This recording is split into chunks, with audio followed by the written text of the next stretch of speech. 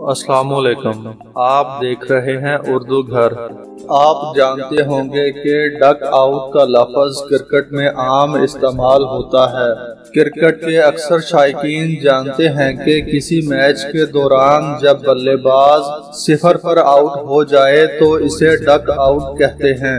Duck अंग्रेजी जुबान में एक परिंदे का नाम है। क्या आप कभी ये सोचकर हैरान नहीं हुए कि आखिर 0 पर आउट होने वाले बल्लेबाज को डक आउट क्यों कहा जाता है? कहा जाता है कि 0 पर आउट होने वाले खिलाड़ी को डक आउट इसलिए कहते हैं क्योंकि डक के अंडे और 0 में बहुत मुशाबहत है।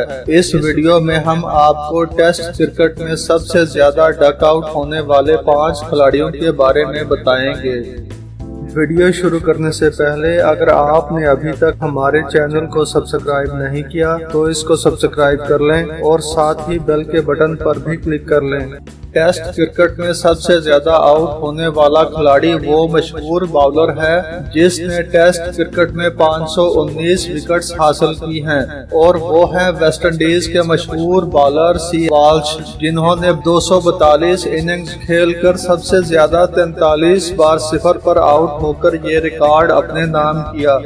दूसरे नंबर पर सबसे ज्यादा 0 पर आउट होने वाला न्यूजीलैंड का मशहूर खिलाड़ी क्रिस मार्टन है, जो 71 मैचेस में 104 इनिंग्स खेलकर 36 बार 0 पर आउट होकर सबसे ज्यादा डक आउट होने वाले खिलाड़ियों में दूसरे नंबर पर हैं। तीसरे नंबर पर सबसे ज्यादा 0 पर आउट होने वाला मशहूर बॉलर ग्लेन मैकग्राथ, जो 124 मैचेस में 243 इनिंग्स खेलकर 35 बार 0 पर आउट होकर सबसे ज्यादा डक आउट होने वाले खिलाड़ियों में तीसरे नंबर पर हैं।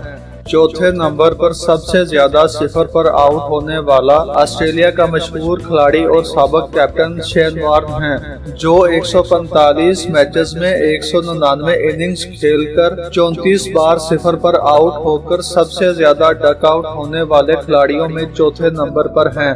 पांचवें नंबर पर सबसे ज्यादा 0 पर आउट होने वाला श्रीलंका का मशहूर बॉलर मुरलीधरन है, जिनके पास वनडे और टेस्ट में सबसे ज्यादा विकेट का रिकॉर्ड भी है। मुरलीधरन 133 मैचेस में 230 इनिंग्स खेलकर 33 बार 0 पर आउट होकर सबसे ज्यादा डक आउट होने वाले खिलाड़ियों में 5वें नंबर पर हैं। अगर आपको यह वीडियो अच्छी लगी है तो इसको लाइक और शेयर करें, और अगर आपने अभी तक हमारे चैनल को सब्सक्राइब नहीं किया तो इसको सब्सक्राइब कर लें और साथ ही बेल के बटन पर भी क्लिक कर लें। मिलते हैं इंशाल्लाह अगली वीडियो के साथ।